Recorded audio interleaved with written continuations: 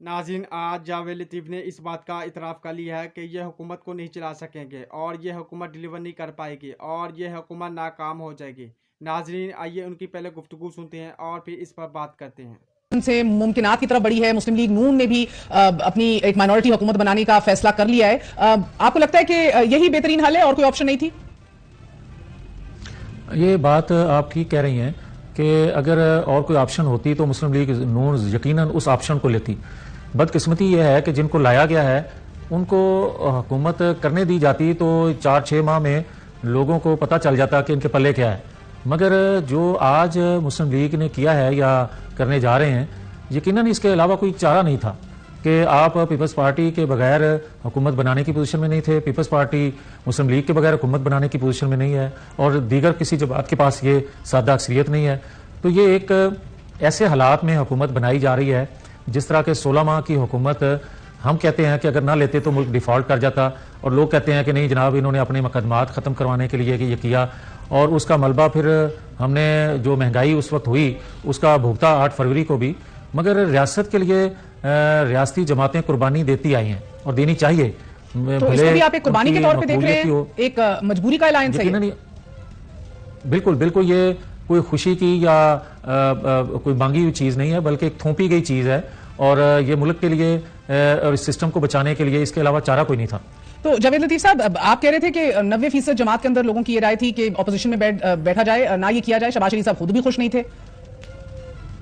मैं वही तो अर्ज कर रहा हूँ कि मैं तो आज भी यही कहता हूँ, मेरी जाती राय आज भी वही है कि बदकिस्मती से जिन्होंने मुल्क को बर्बाद किया वो आज फरिश्ते बन गए और जिन्होंने बचाने के लिए अपनी गर्दन पेश की वो मुलज़म बन गए। अब जो ये जिसको आप एक मजबूरी का अलायंस कह रहे हैं, जिसको आप थोपी गई सूरत हाल कह रहे हैं अपने सर, इसके अंदर पीपल्स पार्टी कितना बोझ उठाएगी? क्योंकि वो तो टस से मस नहीं हुए। उनकी जो पोजीशन थी पोस्ट इलेक्शंस, वो उसी पोजीशन पे रहे कि काबीना में हिस्सा नहीं बनेंगे आपके साथ, आपको वोट देके वजीर आजम बना देंगे, मगर अब आगे बजट भी आना है, बहुत अहम तरीन फैसले होने हैं, पॉलिसियां बननी है, उसके अंदर क्या तमाम तर जिम्मेदारी नून लीग की होगी? देखिए मेहर, हमारे जहन में ये बात रहनी चाहिए कि 2008 में जब उन्होंने हुकूमत बनाई थी तो हम लोग कैबिनेट का हिस्सा बने थे और फिर जुदा हो गए थे। कुछ अरसा बाद ही उस कैबिनेट से हम निकल गए थे। तो ये आज जो कुछ हो रहा है, उस वक्त जो कुछ हमने किया था उनकी पॉलिसियों से इत्फाक ना करते हुए हम अलग हो गए थे, तो आज क्या हमारी पॉलिसियों से इत्फाक करते या ना करते वो अलग नहीं हो सकते? ये सारी चीज़ें हमारे जहन में रहनी चाहिए। और जहाँ तक आपका ये सवाल है कि वो कहते हैं कि सहूलत करिए आपके लिए, हम कहते हैं उनके लिए हुई है, तो क्या आज ये आवाज़ें उठना शुरू नहीं हो गई कि उसको छोड़ दिया जाए और 9-10 मई के जो मुजरम हैं, मुलजम हैं, उनको बिल्कुल नज़रअंदाज कर दिया जाए? तो फिर कल को आप ये कहेंगे कि रियासत पर कोई भी हमला आवर हो मगर वो कामयाब हो जाए, वोटों से जीत जाए, तो उसका वो जुर्म जो है वो खत्म कर देना चाहिए, फिर कानून खत्म कर दें। सर मुझे वो तो चलिए अदालतों के अंदर केसेस चल रहे हैं ना, नहीं मुझे आपने बड़ी अहम बात की है जावेद लतीफ साहब कि 2008 की जो आपने मिसाल दी, और दर हकीकत ये सीधी बात है, सही बात है, जरदारी साहब कह चुके कि वो मुआहदे कुरान और हदीस तो होते नहीं है। आपके पास आज क्या श्योरिटी है कि मुआहदों से पीछे ना वो हट जाए, अहम तरीन सख्त फैसले लें? आप जब अब एक बजट देंगे जिसमें चीखें निकलेंगी अवाम की, क्योंकि IMF के पास भी जाना नागुज़ीर है, बिजली की, गैस की तमाम तर कीमतें बढ़ेंगी, इन्फ्लेशन होगी, कमर कसनी पड़ेगी, ये क्या गारंटी है अभी आपके पास आज? देखें, बात यह है कि पंजाब में हमारे पास मेजॉरिटी है, हमें हुकूमत बनानी चाहिए। पीपल्स पार्टी के पास सिंध में है, हुकूमत बनानी चाहिए। खैबर पख्तूनख्वा में एक और जमात की अक्सरियत है, उसको बनानी चाहिए। बलूचिस्तान की भी इसी तरह है। मगर पाकिस्तान के अंदर जो नेशनल हुकूमत है, आप बात पूरी कर लें फिर मैं बताती हूँ। आप वो भी ठीक, आप उधर उनकी मदद कर रहे हैं हुकूमत बनाने में, वो आपकी मदद नहीं कर रहे इधर हुकूमत बनाने में। जब वो आपके साथ काबीना में वफाक में नहीं बैठ रहे तो आप उधर उनके साथ मदद क्यों कर रहे हैं बलूचिस्तान में? बात यह है कि क्या ये हुकूमत जो बनाई जा रही है या जिस तरह बनवाई जा रही है, क्या ये डिलीवर कर पाएगी? नहीं कर पाएगी। उसकी वजह आप देखें कि गैस के बिल जो अभी आए हैं 2 दिन पहले, लोगों की चीखें निकल गई हैं। आज बिजली के आइंदा जो बिल आएंगे उससे चीखें निकलेंगी। और ये सारा मलबा महंगाई का मुस्लिम लीग नून ही कुर्बानगाह के लिए रह गई है कि ये कुर्बानगाह पे चढ़ती रहे और दूसरे लोग मजे लेते रहें। इसके लिए हल ये है कि कौमी हुकूमत बनाई जाए और उसमें जितने भी पार्लियामान के अंदर जमातें आई हैं या लोग आए हैं उन पे मुश्तमिल एक कौमी हुकूमत बना के उसका टाइम फ्रेम दे दिया, जिनका कोई मईशत के हवाले से कोई फैसला कर लिया जाए। ये हुकूमत डिलीवर करने वाला सेटअप नहीं है। ये सेटअप जो है ये कौम को कुछ नहीं दे सकेगा।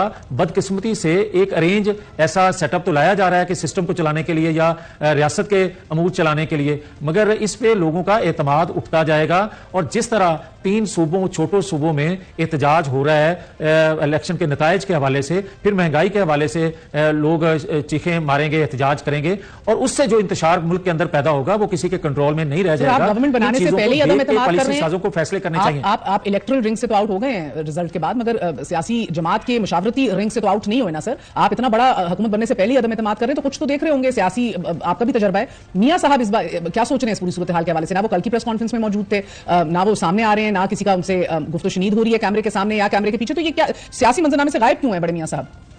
देखें, जहां तक नवाज शरीफ की ज़ात का तल्लक है, ना अनएक्टिव वो पहले थे, ना आज वो रहेंगे। वो एक्टिव पहले भी थे, पार्टी वही चलाएंगे, और हुकूमत पंजाब की हो या मरकज़ में अगर हुकूमत बनती है तो यकीनन उसको देखेंगे। मगर जो बात नवाज शरीफ के खुद होते हुए रियासत के लिए डिलीवर किया जाना था, मैं आज भी, मेरी बात से कोई इख्तलाफ करेगा, ये मेरी जाती राय है, मेरी जमात की ये बात नहीं है, मेरी राय है कि नवाज शरीफ जो एक सीनियर पॉलिटिशियन होने के नाते, जो इस खित्ते का सीनियर तरीन शख्सियत होने के नाते जो डिलीवर रियासत के लिए कर सकता था, वो शायद अब नहीं हो सकेगा। वो शायद जमात के लिए कोई डिलीवर कर सकेगा, इस खित्ते, इस रियासत के लिए नवाज शरीफ के अलावा शायद कोई ना कर सके, मेरी राय है। तो आपने बड़े वाज़ेह तौर पर कहा है कि ये आपको चलता हुआ नहीं दिख रहा है, इसके पीछे बदएतमादी भी है, दोनों जमातों के दरमियान, या पीपल्स पार्टी का बोर्ड में हिस्सेदार ना बनना भी है, ना मिनिस्ट्रियां लेना, ना बैठना, बड़ी एक आइडियल सिचुएशन है। मगर ये फिर आप चलता कितनी देर देख रहे हैं? Ideal, I mean at best. देखें, जो बुनियादी चीज है ना, वो है सादा अक्सरियत किसी को ना मिलने देना। मैं आज भी ये बड़ा क्लियर हूं इस मामले में कि ये सिस्टम पे लोगों का एतमाद भी तभी बहाल होना था, तभी इस सिस्टम ने कोई डिलीवर करना था, अगर किसी एक जमात के पास सादा अक्सरियत कम से कम होती। बेहतर फैसले रियासत के लिए वो कर सकता था, आने वाली नस्लों के लिए कुछ बेहतरी का सामान दे के जा सकता था। मगर मुझे ये बताएं कि ये मुख्तलिफ जगहों से उठाए लोग जो हैं, और मैं ये वसूख से ये कह रहा हूं, आपके चैनल पे मैं पहले भी कह चुका हूं, दोबारा से दोहरा रहा हूं कि शहबाज शरीफ खुद भी इसके लिए खुश नहीं थे कि उनको इन हालात में प्राइम मिनिस्टर बनाया जाए जमात की तरफ से। वो भी चाहते थे कि हम ना बनते सर, पीपल्स पार्टी को दे देते प्राइम मिनिस्टरशिप। किस किस्म की मजबूरी है कि खुश भी नहीं है? आप देखें ना, बदकिस्मती ये है कि आज जो इंतखाबी नताइज हैं उसमें कोई भी जमात प्राइम मिनिस्टरशिप लेने के लिए तैयार नहीं है। बदकिस्मती है। उससे आप अंदाजा कर सकते हैं कि किस तरह का ये सिस्टम या निजाम या ये बनने वाली हुकूमत क्या डिलीवर करेगी। नाजरीन, आपने जावेद लतीफ़ की गुफ्तगू मुलाहिज़ा फरमाई। नाजरीन, जावेद लतीफ़ खुद तो हार गए, लेकिन इनका रोना अभी भी बंद नहीं हो रहा, क्योंकि वे इसलिए रो रहे हैं क्योंकि इनकी सहूलतकारी नहीं की गई और आवाम ने इनको मुस्तरद कर दिया।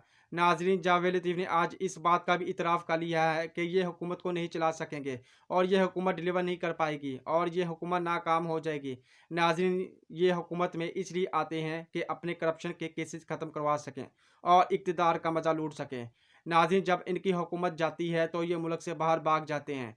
नाज़रीन, सहूलतकारों ने इनको इकट्ठा तो कर दिया है, लेकिन ये एक दूसरे पर इत्मीनान नहीं करते।